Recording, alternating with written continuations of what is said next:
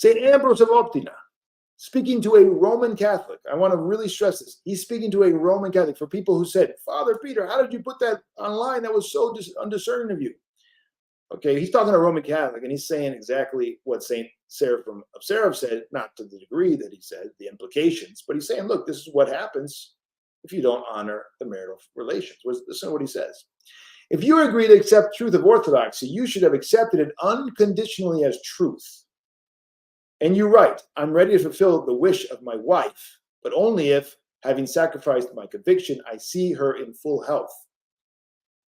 So this man is standing there with, not like the Apostle Peter. He's standing there saying, well, I got some demands. Okay, all right. So here's what the saint says. On this, I will tell you that this condition is very inappropriate. Because the illness of your wife perhaps occurred through your own fault. How? How did the illness happen? From me. How can I be the cause of my illness of my wife? You did not honor the holy days in marital relations. Right? So St. Ambrose is clearly seeing there is a consequence to the lack of fasting. Just like Adam and Eve had a consequence. Just like there are consequences. You did not honor the holy days in marital relations, or did not observe marital fidelity. God help him. For which you are punished by the illness of the wife. I think it should be your wife. As it is pleasant for a husband to have always a healthy wife. All right. So the Lord is saying, this is the fruit of your sin. If you try, the elder, is saying this. If you try to sincerely correct your life and sincerely accept the truth of the Orthodox confession, then the Lord is strong to return health to your wife. If only it will be useful to both of you. Right? So he's seeing that the temporal good of health is not an absolute good.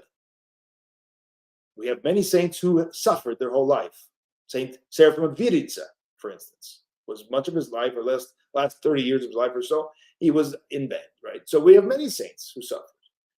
And so this idea that many people say, well, how could the Lord do such a thing and take away the health of someone? Well, actually, that happens even to the saints.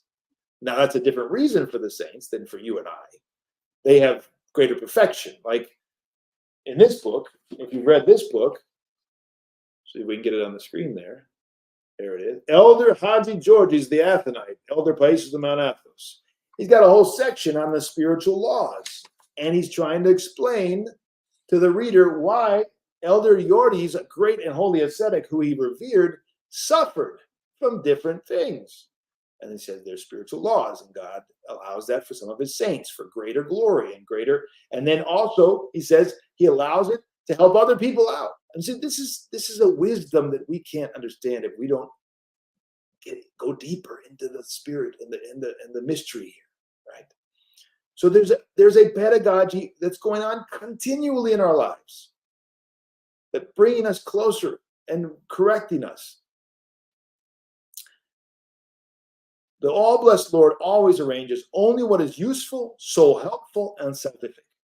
That's how you're supposed to understand. So what he's doing in your life here with the sickness of your wife is partly because of your sins, possibly because of this or this or this, but one possibility is that you're not honoring the holy days with marital relations. That could be the reason why your wife is not well, and therefore brings you and your wife to a greater spiritual place, right? It's actually going to help you spiritually. The Lord does everything that is useful, so helpful, and salvific.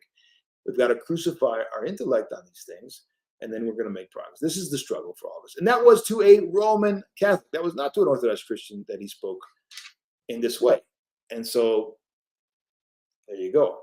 Apparently it's okay to say that to non-Orthodox.